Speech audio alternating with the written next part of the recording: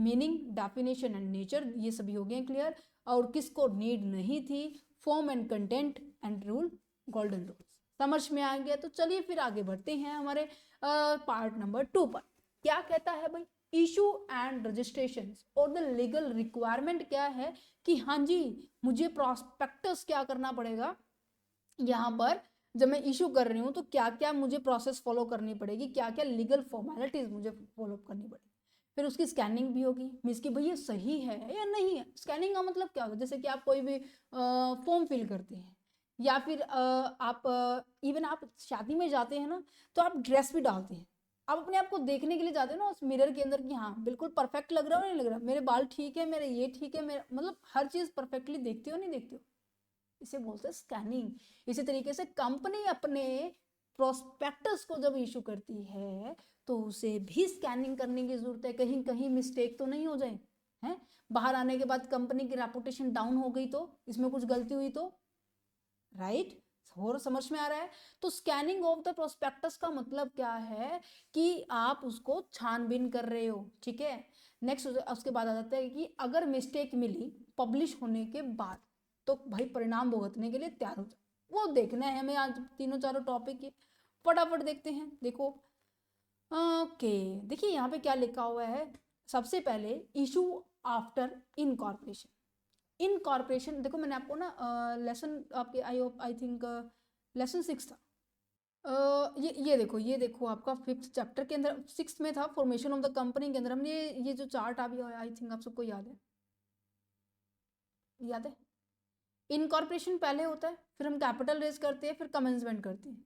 Incorporation पहले होता है, कैपिटल रेज बाद में करते हैं। फोकस करो इस बात पे जो मैं बोल रही हूँ, राइट? तो यहाँ पे यही तो बात की जा रही है कि आफ्टर द इनकॉर्पोरेशन, इनकॉर्पोरेशन के बाद और रजिस्ट्रेशन करेंगे फिर हमारे पास किसके लिए, प्रोस्पेक्टस के लिए, फिर हम कैपिटल रेज करने जाएंगे। समझ में आया? तो चलो पढ़ते हैं। As a rule the prospectus of the company can only be issue after the incorporation. भाई जब तक इनकॉर्पोरेशन नहीं हो जाता ना तब तक आप प्रोस्पेक्टस की प्रोसेस को स्टार्ट ही नहीं कर सकते। मैम ऐसा क्यों? भाई जब तक इनकॉर्पोरेशन नहीं होगा दैट मीन्स आपका जो नाम है आरओसी के पास लिखा नहीं जाएगा, मीन्स की रजिस्ट्रार ऑफ कंपनी के पास लिखा ही नहीं जाएगा कि हाँ जी फलाना फलाना कंपनी कोई आने वाली है। उसकी जब तक आपकी ये नोटिस आप नेक्स्ट पॉइंट पे नहीं भेज देते, क्या आप लोगों से पैसा रेज कर देंगे? और वो भी पब्लिक कंपनी के बारे में जिसको कंट्रोल रेगुलरली जो कौन कर रहा है, गवर्नमेंट कर रही है। How it is possible? हमें करना पड़ेगा। हमें इनकॉर्पोरेशन मतलब अपने उसको सेट पहले करना पड़ेगा, देन उसके बाद हम लोगों को इनवाइट करेंगे, ठीक है। सो देखो ये क्या कह रहा है कि प्रोस्पेक्टस इशू बाय और on the behalf of the company. क्योंकि प्रोस्पेक्टस का मतलब क्या होता है बच्चे कि आप लोगों के साथ कॉन्ट्रैक्ट कर रहे हैं। हाँ जी, हाँ आपका पैसा अब ये हमारा हो गया, हम इसको यूज करेंगे जिस पर्पज के लिए हमने लिया है, और जो हमारी कंपनी के शेयर थे ये आपका हो गया, मीन्स कि कॉन्ट्रैक्ट हो गया है। हो गया नहीं हो गया? और कंपनी कॉन्ट्रैक्ट में तभी आ सकती है जब वो क्या हो जाए, सेटअप में आ जाए, मीन्स कि अब किसी पर्टिकुलर एक्ट में आ जाए। ये हमने प्रमोटर वाले पॉइंट में ही पढ़ा था कि प्रमोटर की लीगल पोजीशन क्या है। यहाँ पर भी हमने बहुत अच्छे से डिस्कस किया था कि कंपनी जब इनकॉर्पोरेटेड में आती है ना तभी किसी के साथ कॉन्ट्रैक्ट में जा सकती है। दैट्स अ रीजन कि जो प्रोस्पेक्टस है वो इशू तभी होगा जब हमारी कंपनी क्या हो जाएगी, इनकॉर्पोरेशन में आ जाएगी। और in relation to there is intent the company shall be dated and that day shall be taken as the date of the publications of the prospectus। जिस दिन मतलब जैसे भी हमारे पास इनकॉर्पोरेशन हो जाती है उससे नेक्स्ट डे हम अपने प्रोस्पेक्टस के रिगार्डिंग प्रोसेस करना शुरू कर सकते हैं, ठीक है। रजिस्ट्रेशन फॉर आवर प्रोस्पेक्टस, भाई अब मेरे प्रोस्पेक्टस को मुझे रजिस्टर्ड करने के लिए क्या करना पड़ेगा? आरओसी के पास ही रजिस्टर करना है, सैबी के पास रजिस्टर करवाना है। अब उससे पहले आपको तैयार करना पड़ेगा और तैयार करने के बाद सबके साइन करवाने पड़ेंगे, नहीं करवाने पड़ेंगे। तो ये बहुत ज्यादा जरूरी होता है कि आप प्रोस्पेक्टस, एक मिनट, प्रोस्पेक्टस, एक second to get the, I think बहुत ज्यादा मिस्टेक होगी, मैं इसको करेक्ट करके आपको दूंगी, ठीक है।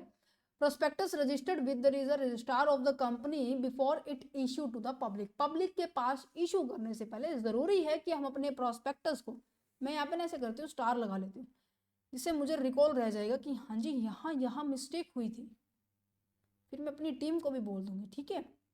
वो आपको करेक्ट करके आपको नोट्स प्रोवाइड करेगी। यहाँ भी मिस्टेक हुई थी।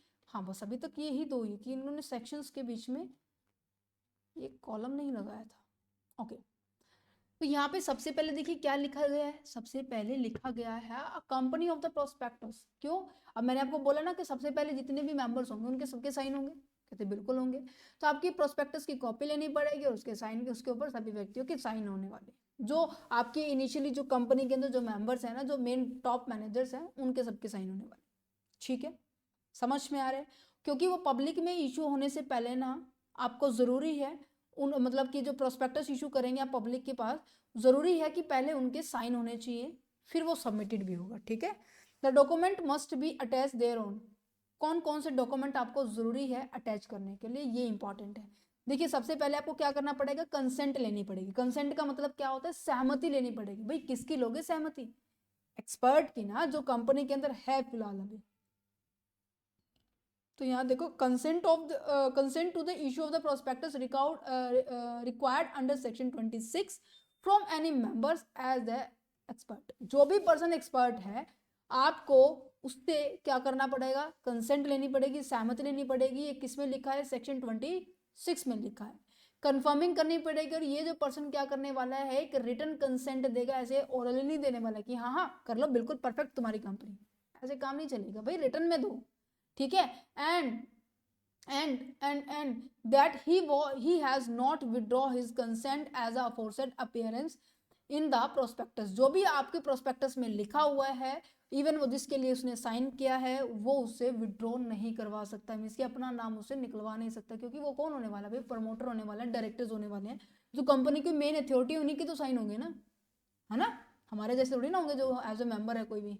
तो यहाँ पे अब देखो, यहाँ पर सबसे पहले आप आ जाते हैं कि आपके पास जो डॉक्यूमेंट है वो कौन कौन से रहने वाले हैं। सबसे पहले क्या लिखा हुआ है, ए ड्राफ्ट प्रोस्पेक्टस। ड्राफ्ट प्रोस्पेक्टस का मतलब क्या होता है कि अब जब हम स्टार्टिंग में प्रोस्पेक्टस को हम प्रिपेयर करते हैं ना, ठीक है, कि जो हमारी लीगल फॉर्मेलिटीज हम कंप्लीट करते हैं, जितनी भी लीगल फॉर्मेलिटी हमने कंप्लीट अप कर दी है, ठीक है, उसके रिगार्डिंग एक नोटिस इशू किया जाता है कि हाँ जी इनकी जितनी भी हमने रिक्वायरमेंट थी ना, इन्होंने सारी कंप्लीट कर दी। तो वो उस तरीके को हम बोल सकते हैं ड्राफ्ट प्रोस्पेक्टस। कहने का मतलब क्या है, copy of prospectus to be issued. पहले इसको पढ़ते हैं कि draft prospectus act as a starting point of the final prospectus for the final prospectus, ensuring all the legal requirement are made and then potential investors can assess all the necessary information। Means कि जितनी भी legal requirement इनको जरूरत थी कि हाँ जी company को पूरी करनी थी, वो पूरी कर दी। अब वो फाइनली तैयार है, वो डाटा फाइनली, वो डॉक्यूमेंट फाइनली तैयार है कि हाँ पब्लिक में जाए और लोगों को अट्रैक्ट करे। ठीक है, इशू किया, इसलिए इस प्रोस्पेक्टस को इशू किया जाता है पब्लिक के पास। इसे समझ में आ रहा है? और इसके अंदर सारी की सारी जितनी भी नेसेसरी इंफॉर्मेशन है, जितनी भी नेसेसरी डिटेल्स हैं, वो सारी की सारी आप डिस्क्लोज करने वाले, चाहे वो फाइनेंशियल से हो, चाहे वो रिस्क से हो, चाहे वो किसी भी तरीके से हो, फाइनेंशियल आपकी जो वर्किंग है कैसी रहने वाली है।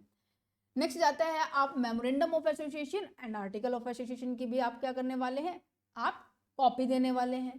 क्यों? क्योंकि अभी मैंने आपको बताया जब स्टार्टिंग किया था लेक्चर कि जो मेमोरेंडम ऑफ एसोसिएशन है कंपनी की बाउंड्री को बताता है भाई, कंपनी के ऑब्जेक्टिव को बताता है। एओ क्या बताता है, हमारे इंटरनल रूल्स एंड रेगुलेशंस को बताता है, इसीलिए चाहिए भाई। जो भी आपके एक्सपर्ट है उसकी कंसेंट चाहिए। ठीक है, आपकी जो फाइनेंशियल पोजीशन है उनकी भी तो चाहिए भाई। मैम फाइनेंशियल पोजीशन का मतलब क्या होता है? अरे भाई फाइनेंशियल पोजीशन का मतलब होता है कि आपकी जो बैलेंस शीट है ना वो बताई जा रही है, क्योंकि बैलेंस शीट के थ्रू आपको फाइनेंशियल सिचुएशन पता चलती है, पोजीशन पता चलती है कि आपकी जो लायबिलिटी है और जो आपकी एसेट्स है, क्या वो दोनों एक दूसरे की इक्विवेलेंट है, क्या लायबिलिटी ज़्यादा है यहाँ पर एसेट्स कम है। अगर वैसे आपको पता है हमेशा बैलेंस शीट इक्वल होती है, बट ध्यान से सुना इस बात को, लायबिलिटी अगर ज़्यादा है, डेटर में एसेट्स में ना सबसे ज़्यादा डेटर है, तो भाई एसेट्स होने का कोई फायदा नहीं है, क्योंकि ये डूब भी सकते हैं, है ना। सो हमें इनकी रिगार्डिंग भी स्टेटमेंट क्या करनी पड़ेगी, एक्सप्लेन करनी पड़ेगी। ठीक है, और वो बैलेंस शीट क्या होनी चाहिए, वो ऑडिटेड होनी चाहिए। मैम ऑडिटेड का मतलब क्या होता है? ऑडिटेड का मतलब होता है कि एक पर्सन होता है जिसको अकाउंट की परफेक्ट नॉलेज होती है, जिसे, ठीक है, इस पर्सन को हम क्या कहते हैं, ऑडिटर कहते हैं, और ऐसी प्रोसेस को ऑडिट कहते हैं। ठीक है, ये क्या करने वाले हैं, ये पर्सन क्या करने वाले हैं, किसी पर्टिकुलर कंपनी को चेक करेगा कि हाँ जी इसके बुक्स ऑफ अकाउंट जो हैं वो बिल्कुल परफेक्ट हैं या नहीं है, मैं इसकी कंफर्मेशन देगा कि जितनी भी फाइनेंशियल स्टेटमेंट्स हैं इसकी, जितनी भी आपकी ये प्रॉफिट एंड लॉस अकाउंट्स हैं, ट्रेडिंग अकाउंट है, ट्रायल बैलेंस है, जितना भी जो कुछ है वो सभी के सभी पॉइंट्स में क्या रहने वाले हैं, चेकआउट करने वाले हैं कि हाँ जी ठीक भी है या नहीं है। अगर कुछ गलती है तो ये जो ऑडिटर है ना इस कंपनी को इन्फॉर्म करेगा, सर देखो आपके यहाँ मिस्टेक है, आपको यहाँ से करेक्ट करना चाहिए। समझ में आया? तो ऑडिट फिर अगर इन्होंने नहीं माना जैसा भी कुछ है तो ये सारी बुक्स ऑफ अकाउंट को चेक करके जब ये बता रहा है ना कि सर यहाँ मिस्टेक है तो उसे बोलते हैं रिपोर्ट तैयार की किसने, ऑडिटर ने। तो इसे बोला जाता है ऑडिटर रिपोर्ट। क्या लिंक बन पा रहा है आपका? बिल्कुल बन रहा होगा। तो चलो फिर डिक्लेरेशन ऑफ द कॉम्प्लायंसेस का मतलब क्या है मैम? डिक्लेरेशन का मतलब होता है अनाउंसमेंट करना। कॉम्प्लायंसेस का मतलब क्या होता है कि आप किसी चीज को फॉलो अप कर रहे हैं, कि जो रूल रेगुलेशन सरकार ने बना दिए, ठीक है, स्टैट्यूटरी जो डिक्लेरेशंस है कंपनी की वो जरूरी होनी चाहिए कि हाँ जी कंपनी सभी रूल रेगुलेशंस का, कंपनी एक्ट का, लेबर एक्ट का, ठीक है, सभी का फॉलो आउट कर रही है, राइट? क्योंकि लेबर जरूरी है, क्योंकि कंपनी में सबसे ज्यादा लेबर ही है, ठीक है, एम्प्लॉइज है। नेक्स्ट आता है कॉपीज ऑफ द कॉन्ट्रैक्ट, कि आपने जिन जिन के साथ भी कॉन्ट्रैक्ट किया है बच्चों, ठीक है, इसकी कंपनी ने जिन जिन के साथ भी कॉन्ट्रैक्ट किया है आपको सारे की सारों की कॉपी देनी पड़ेगी कि हाँ जी सप्लायर के साथ भी है, मशीनरी वाले के पास भी है, जो सेलर है, वेंडर है, उनके पास भी, उनके साथ भी हमारा कॉन्ट्रैक्ट है, पैसा जिनसे रेज करना है उनके साथ हमारा कॉन्ट्रैक्ट बनेगा, मीन्स की हर पर्सन के साथ। कि अब देखो यहाँ पे ना लोगों का पैसा इकट्ठा होगा। अब देखो यहाँ पे ना पब्लिक ये जो कंपनी है क्या ये इंडिविजुअली सभी इतने सारे लाखों लोगों का पैसा इकट्ठा कर लेगी? अब हमारे भारत की जो जनसंख्या है कितने करोड़ हो चुकी है? 143 समथिंग करोड़ है, प्लस है, या पता नहीं 143 करोड़ प्लस है। फॉर एग्जाम्पल वहां पे मान लीजिए 120 करोड़ जो लोग हैं इन्वेस्ट कर रहे हैं, अगर उन्होंने एक एक शेयर भी ले लिया तो 120 करोड़ ट्रांजेक्शन कौन संभालेगा? बात नोट करने की। तो कहते हैं भाई बीच में एक बैंक भी होना चाहिए जो सबसे पहले इन लोगों का पैसा होल्ड करेगा, जिसके बेसिस पे प्राइस भी सेट किए जाते हैं, वो भी मैं अभी डिस्कस करूंगी। बट हाँ होल्ड करना, देखो ये मैंने स्टार लगा दिया, ये मेरे को डिस्कस करना है, ठीक है। तो यहाँ पे क्या मैंने मेरे मेरे बैंक के साथ भी कॉन्ट्रैक्ट हुआ कि मैंने सबसे पहले बैंक को अपॉइंट किया और जिनका भी जैसे पैसा आने वाला है वो पहले यहाँ बैंक में आएगा, है ना। तो यहाँ पे क्या लिखा हुआ है कि application copies of the contract की विद अंडरराइटिंग के साथ है, या फिर एग्रीमेंट्स किसी के साथ किया, या बैंकर के साथ किया, बैंकर के साथ एग्रीमेंट किया है, या सब एग्रीमेंट किया है आपने किसी सप्लायर के साथ, ये आपको क्या करना पड़ेगा, आपको इन सब की कॉपी देनी पड़ेगी। नेक्स्ट हो जाता है बच्चों की application form for subscription. Subscription क्या है? अब जितने भी पर्सन इस कंपनी के अंदर इन्वेस्टेड होंगे वो क्या करने वाले हैं, वो क्या करने वाले हैं, इनके शेयर्स को होल्ड करेंगे ना। होल्ड करने का मतलब क्या है? सब्सक्राइब करना। जैसे कि आप सभी बच्चों ने हमारा चैनल सब्सक्राइब किया हुआ है, इतना प्यार हमारे साथ बनाया हुआ है ना। अब हमारी 30,000 प्लस जो फैमिली हो चुकी है, बहुत बहुत धन्यवाद सभी बच्चों का सबसे पहले तो क्या किया हुआ लोगों ने एज ए मेंबर बन चुके हो हमारे सभी, राइट। तो इसी तरीके से जो भी पर्सन क्या हो रहा है कंपनी के अंदर एज ए मेंबर बन रहा है तो वो क्या कर रहा है, कंपनी के शेयर को होल्डिंग कर रहा है, सब्सक्राइब कर रहा है, ठीक है। अंडर राइटिंग एग्रीमेंट क्या है? मीन्स कि जब कोई भी कंपनी के ना शेयर बिकते नहीं है ना, मतलब कि कहते हैं ना 90% शेयर सब्सक्राइब होने चाहिए। अगर आप 1 लाख रेज करना चाह रहे हो, ठीक है, और आपने 10 रुपए का एक किया है तो कम से कम 10,000 शेयर आपने इशू किए हैं ना, तो कम से कम 9,000 शेयर तो सब्सक्राइब होने चाहिए भाई। अगर नहीं हुए तो भाई कंपनी वालों को उनका पैसा वापस लौटाना पड़ेगा। ऐसा भी होता है? हाँ जी बिल्कुल होता है। टाइम ड्यूरेशन आगे डिस्कस करेंगे। 30 दिन 15 दिन का क्राइटेरिया, 30 दिन में पैसा लेने के बात होती है, 15 दिन के अंदर ये पैसा वापस लौटाने के बारे में बात होती है कि अगर कंपनी कैपेबल नहीं हुई तो, ठीक है। अगर वो कहते हैं कि भाई 1,000 की कमी है, कहते हैं 8,000 तो इकट्ठा हो गए, लोग इंटरेस्टेड थे 8,000, बाकी 1,000 नहीं है, तो ऐसे लोगों के लिए हम क्या करते हैं, बीच में एक एजेंसी ले आते हैं जिसे हम अंडरराइटिंग कहते हैं, जो कि हेल्प करता है आपके शेयर्स को सेल आउट करने के लिए, ठीक है।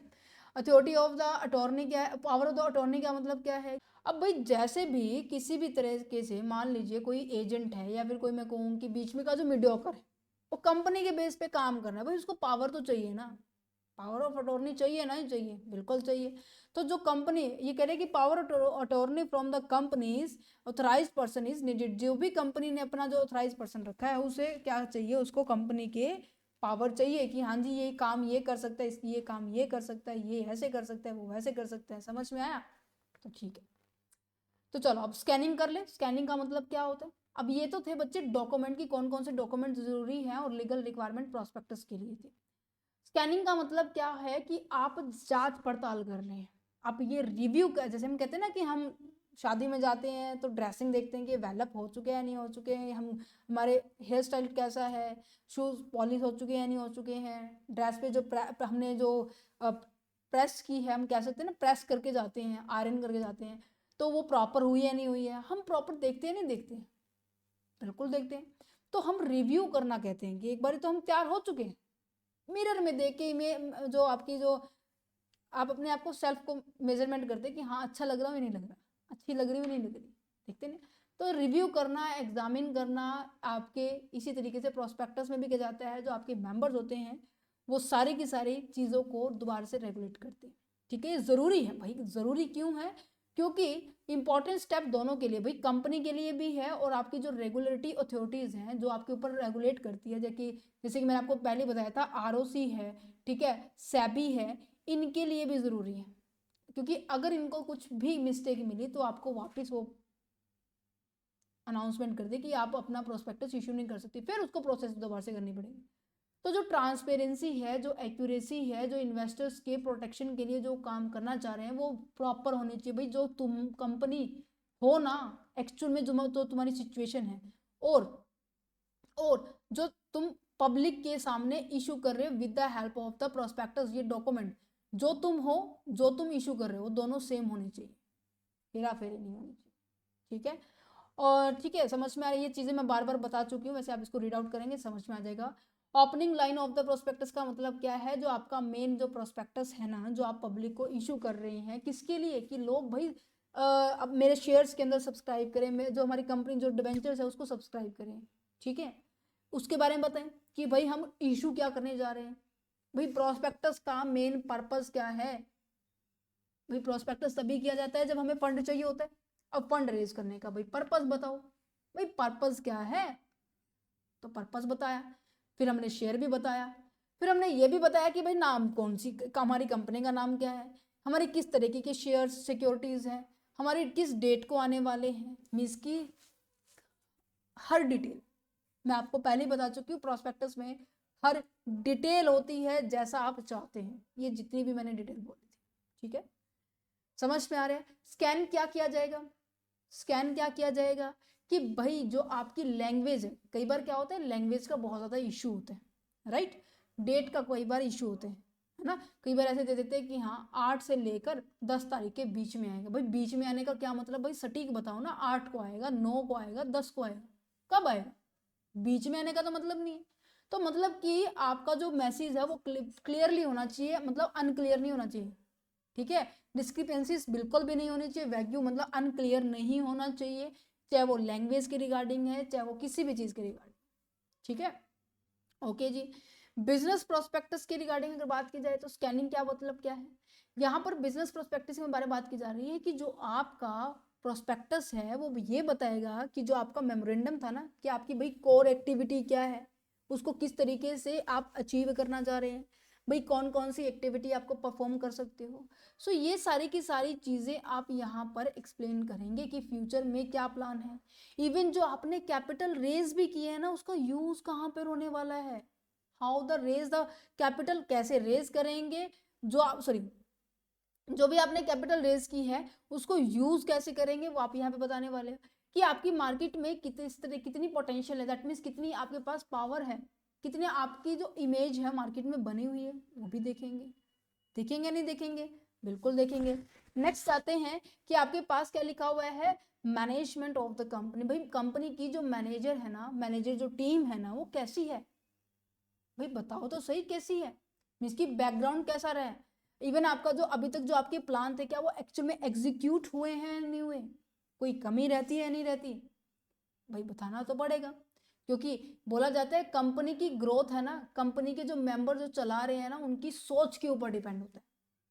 अगर उनकी सोच बेहतरीन है, बढ़िया तरीके वाली है, तो अपनी ग्रोथ भी बढ़िया तरीके वाली होने वाली है।